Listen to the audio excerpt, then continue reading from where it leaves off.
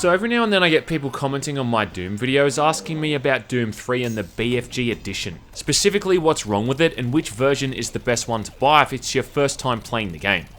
Apparently at one point I said the BFG Edition was bad or something, and it was really just a bit of a blanket statement that I never put much thought into.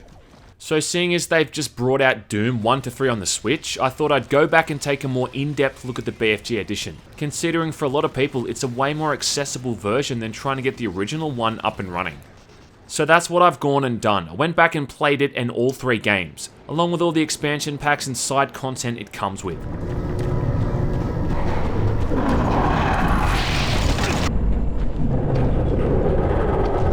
I should say too that this video is more for people playing Doom 3 on the PC. I mean, if you own this version on the Xbox 360 or the PlayStation 3, or if you're getting it now for the PlayStation 4, the Xbox One, or the Switch, well, you don't really have any other choice. In fact, if that's the case, then you probably don't even need to waste your time watching this video, because I doubt I'm going to say anything all that useful or relevant. But if you are playing this on the PC, then this video is going to highlight some key differences with the PC version of the BFG Edition, and why I think it isn't really the most ideal way to experience Doom 3. Now I'm going to spend the next 20 or so minutes trying to show you why that is. Lastly, this is not a review for Doom 3 itself, just the BFG Edition. Understand? Good. Let's do it. Amazing things will happen here soon. You just wait. So on the surface, the BFG Edition seems like a pretty good buy, and really in concept, it's hard to fault it. This was an edition created primarily for the consoles, the Xbox 360 and the PlayStation 3, as they were the first consoles that could really get the game running as it was originally intended. I mean, there was a Doom 3 port for the Xbox, but it wasn't as close to the PC version as it could have been. Now you've got Doom 3 running much closer to its original vision, which is a good thing. What's also interesting though is that you're also getting Ultimate Doom, with its original 4 episodes, and then also Doom 2 along with the new episode No Rest for the Living all included as well. You choose which one you want to play from the main menu, and you can hop in and out of each game as much as you like.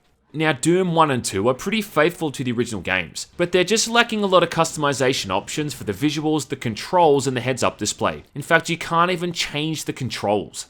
Compared to source ports like GZ Doom, they're definitely inferior in that regard, but I mean, if you wanted a more traditional way of playing both these games, it's not that bad. The main thing that makes this a worse off version though is a couple of things. Firstly, this came at that time when the Red Cross trademarked the use of that cross symbol, which meant that a lot of video games had to change the appearance of medkits. This also happened with that Duke Nukem 3D World Tour Edition that Gearbox brought out. Just means instead of the medkits having those traditional crosses, now they've got pills on them instead, which is just odd. Secondly, because of how gentrified gaming was becoming at the time, the Nazi content in the hidden levels of Doom 2 has been removed entirely. So there's no swastika imagery, no posters of Hitler on the wall, and the SS guys have been replaced with zombie men, which also makes these levels a hell of a lot easier, seeing as the zombie men have about as much intelligence as people who do reaction videos to movie trailers. Another thing is that the cheats no longer work. Yeah, they're all gone. I'd argue that Doom's cheat codes are one of the most memorable aspects of the game. I mean, god damn it, IDDQD and IDKFA is ingrained into gamers' heads. You want to know why they've done that? Well, to be honest, I don't know. But I think it might be because cheating would mess up the achievements, so they just opted to remove them entirely. Another thing is that on the PC, this version doesn't support mods. Now, not a huge thing, but mods really do extend the shelf life of Doom, and that's why so many people are still playing it to this day. One benefit that you do get is that this version comes with that exclusive extra Doom 2 episode, No Rest for the Living. Overall, this episode ain't all that bad, and it feels like it takes place right after Doom 2. Though they took advantage of the increased hardware and put heaps of enemies into some of the levels.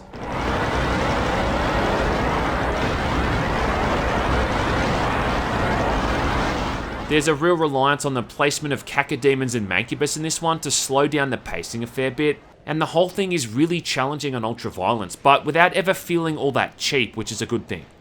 What is kind of weird though is that they didn't bother changing around the order of the music from Doom 2, so it follows the same MIDI order as the first 9 levels did. Now this is weird because some of the songs don't fit the style of the levels they're in.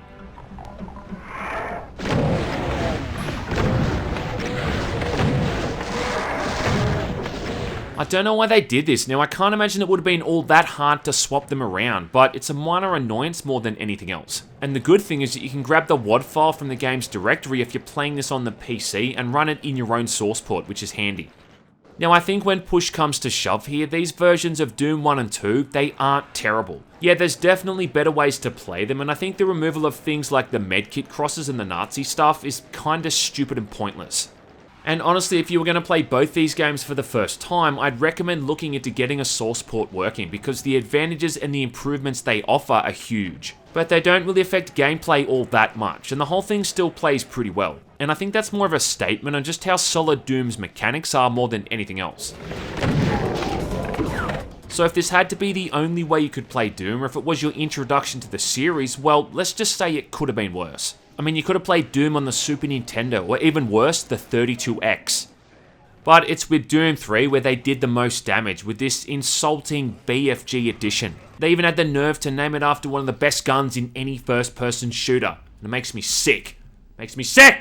If you've never played Doom 3 before, well, to sum up the hype surrounding this thing when it came out is kind of impossible to overstate. I think the only other game that was as highly anticipated at the time was maybe Half-Life 2. It's a game that changed up the series a bit, going for a slower but still skill-based shooting experience, focusing a lot more on the horror aspect of the game. Some people often describe this as even being survival horror, which is completely false. I mean, sure, it has certain survival horror aspects, but this is still an action game first and foremost. It's just that it never wastes an opportunity to frighten you.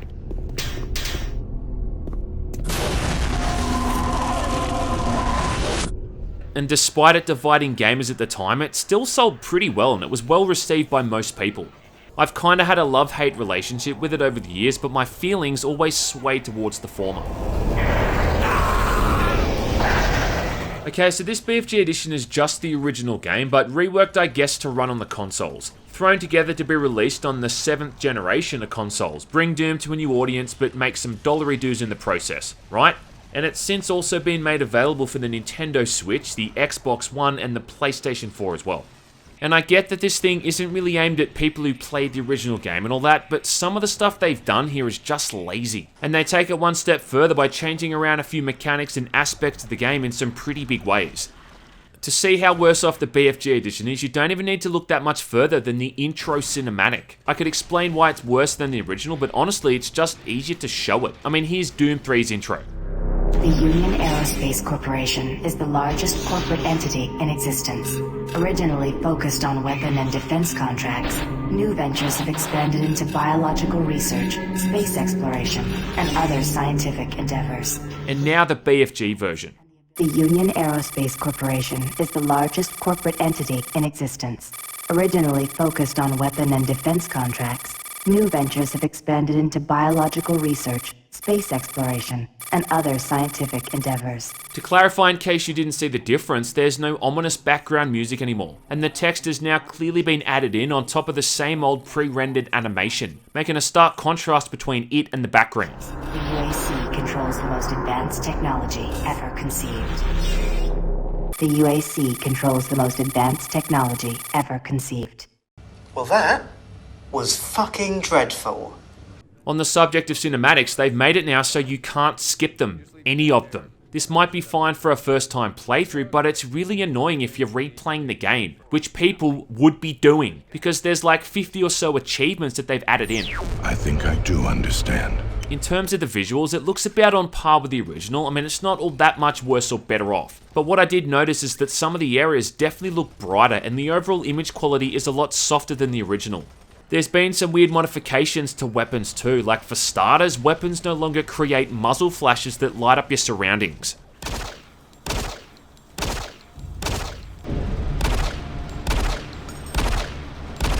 The shotgun now sounds completely different too, have a listen.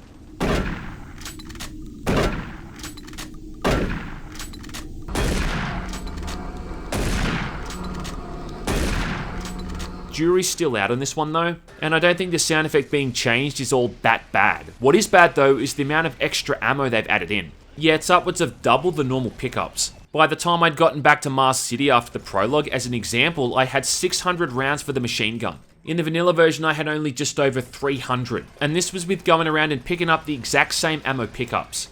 Same thing too when I'd found the chain gun and the plasma rifle. In fact, in the BFG edition at one point I even maxed out my plasma ammo, which is something that never used to happen in the earlier levels. And this makes the veteran difficulty mode a lot easier than it should be because you're flushed with ammo early on. How about this, when zombie corpses fall to the ground, they no longer stack on top of each other, like, you know, actual physics. Now they all just clip through each other like this horrible looking mess. Instead of just getting a little bit of text pop up when you save your game now, instead the whole fucking thing comes to a standstill, as this giant bar appears at the bottom of the screen to let you know it's saving, totally ruining any kind of immersion you might have had. Yeah, thanks. The BFG Edition also shares save files across each campaign, so if you're playing the original, the expansion, or the Lost Mission, well, I hope you're not halfway through any of them, because it's gonna wipe your files if you save again. You'll notice how different some of the character models look too. Swan, for instance, is now wearing clear lens glasses instead of the sunglasses he wore before. This is a weird change to make, but at least it doesn't change his base appearance too much. Sergeant Kelly, though, looks like his face got stung by bees. His eyes and cheeks look all swollen, the colour of his hair has changed, and he just looks like his existence is painful. I mean, look at him. What's wrong with your face? What's even weirder is how they didn't even bother changing him when you see him throughout the game on those comm screens, because those were obviously pre-rendered, so there he still looks like his original self. No. Probably the biggest change, in fact no, the biggest change in this edition is this stupid mounted flashlight thing, removing the need to actually swap out to the flashlight when you're in dark areas. And this really annoys me because it completely goes against everything they were trying to do with the original game. When this game came out, you had a lot of people complaining about this, saying it was unrealistic, as it was set in the future, so as if they wouldn't have weapon-mounted flashlights, or you know, something that could be mounted on the shoulder. And I get it, you see a film like Aliens and all the Colonial Marines have those mounted flashlights on their armor. Yes, an actual handheld flashlight seems incredibly impractical. But the whole point of this thing was to create a sense of fear and vulnerability. When you swapped out to the flashlight, you couldn't use your weapons. The best you could do was whack something with the butt of the flashlight, but it was only effective against zombies, and even then in bigger numbers, they could still be dangerous. It was supposed to make you feel like you were more in danger. You were forgoing the safety of having a weapon in your hands and choosing to sacrifice that for the sake of greater visibility. So when a demon suddenly appeared and you were holding the flashlight, the idea was that you'd have to scramble and freak out as you quickly swapped back to a weapon to take the thing out before it could attack you. It was an intentional design choice to heighten the mood in key areas and reinforce the game's survival horror aspects, as much as it's a design choice to remove the crotch area in crotchless panties. Like this bit here where you're moving through this pitch black area and that poor scientist has to hold the torch for you. Now this has been completely ruined, and when you don't even need to wait for this guy, you can just run off. It was a purposefully antiquated item to ground the player in reality, and remind them that despite using rocket launchers, plasma rifles and shotguns, you're still just a pile of meat and bones that anything could take a bite out of, speaking of crotchless panties. So if you are one of those people who'd say how stupid and dumb the flashlight was, because it wasn't mounted to the barrel of your shotgun, well, I'm sorry to say, but you missed the entire fucking point why it was in the game in the first place. And this also affects the expansion pack and the other exclusive content, the Lost Mission. Now look, I do understand how people didn't like this mechanic, and they think that the updated version in the BFG edition could be seen as an improvement. But I mean, the fact of the matter is that it's not how id Software originally intended for people to play the game. Anyway, speaking of Resurrection of Evil, you get to play through that one too. This was an expansion pack released in 2005 by Nerve Software, taking place after the events in Doom 3, where you return to Mars as another unnamed Marine, this time getting your hands on a powerful demon artifact that basically looks like a giant scrotum. Honestly though, this was a pretty decent expansion pack and something of a swan song for the expansion packs in general. You just don't see this kind of thing happening anymore. And it makes for some enjoyable gaming after finishing Doom 3. Just like with Doom 3 though, Resurrection of Evil also has that issue where there's just far too much ammo available, and combined with that demon artifact which gives you slow motion, increased damage and invulnerability, it just makes the whole thing even easier. You've basically got your own personal berserker power-up with 3 charges on standby the entire time. You can just run around punching everything to death in a single hit. At this point, do those people still want to say that this is survival horror? One thing that is weird about Resurrection of Evil though is that during that bit where you're moving through the waste tunnels, in the original version your character put on a hazmat suit and you had to monitor your air supply. It was a pretty tense set piece, limiting your visibility and enforcing a sense of urgency and tension. You had to deal with zombies and other demons spawning in, and the sound design was pretty unique. It stood out in the entire expansion as a really well crafted little segment that was challenging and managed to feel a lot different to anything we got in Doom 3. In this version though, there's no hazmat suit, or no air supply to worry about, or anything. You just walk through these shit-infested tunnels, breathing in toxic methane, and wading through gamer girl wastewater, available for purchase. Aside from that, it also comes with its own fair share of bugs and glitches. Bugs and glitches I've never seen once in the original games, despite having played them dozens of times. Fuck you! The last piece of this deformed and mismatching puzzle is the Lost Mission campaign. A grand total of 8 new levels that'll take you the better part of 2 hours to finish. These levels are comprised of environments apparently cut from the original campaign, but even then you'll see rooms and environments recycled from Doom 3's campaign, like this bit here which is just taken straight from the Delta Labs. Just they've added in some scaffolding and replaced the name to Exus instead of Delta. You're playing as a member of the Bravo team, who are those Marines we saw getting their shit kicked in by a couple of imps during that cinematic. Playing as one of these guys who somehow survived though, and you have to destroy a teleportation device in hell that the demons want to use, by teaming up with Dr. Richard Myers, who uses the character model that's basically Doom 3's version of Dr. Kleiner from Half-Life. But to do that, I need you to find a plasma inducer for the stabilizer bank. There's no new weapons, no new enemies, and even the final boss fight is recycled from Doom 3. Yeah, the final boss is just the Guardian from Doom 3, but now all you have to do is shoot him directly instead of killing the Seekers first. Something which is laughably easy now, because by that point I had like 30 something BFG rounds.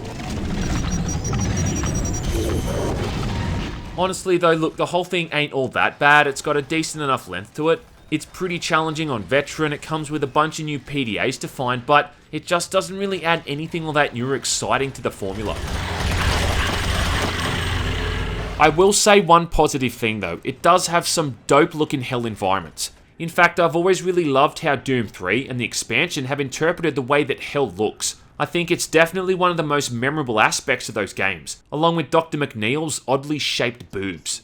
The Lost Mission is kinda like when you buy someone something for Christmas, but you still feel like you should get them something else. So you end up buying a really random crappy gift and throw it in with like the coffee machine or the fleshlight you actually got them.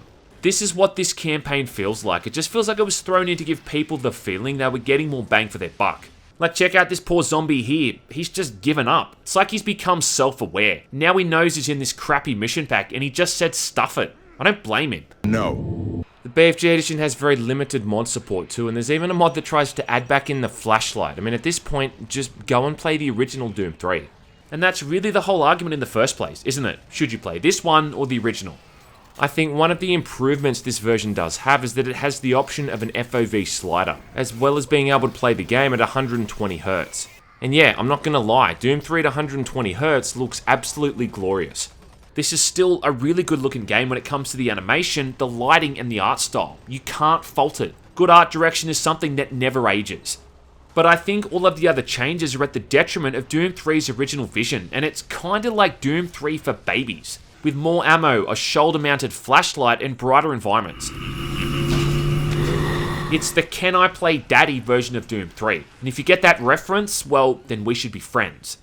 Why not just add in a giant objective marker that points the direction you need to go? Or how about regenerating health? Ultimately though, this version was not really intended at the demographic who spent any serious amount of time with the original. Like I said, it's really just a way of bringing the series to a new generation of gamers. So people playing it for the first time probably wouldn't think twice about half the stuff they've changed or added in, or even notice it to begin with, but that's really the problem. On the PC, there's definitely better ways to play all of these games, but the benefit of the BFG Edition is that it is the most accessible. Setting up source ports for Doom 1 and 2 and trying to get Doom 3 running in widescreen, I mean, it isn't the most intensive process, but I can understand how some people would rather just have everything in a neat little package ready to go. Ultimately though, would I still recommend that people check out the original over the BFG Edition? On the PC, the answer to that is yes, because that's the original way it was intended. Look, you can repackage something as many times as you want. Make it work in different consoles and slap a price tag on it as many times as a license will allow it. But when you start changing fundamental aspects of a game's design for no real good reason, that's when I take issue. And that's why the original Doom 3 still stands tall as the victor. But at least you don't have to log into some kind of Bethesda service to simply play this BFG edition. I mean, yikes. Super Turbo Turkey Puncher 3.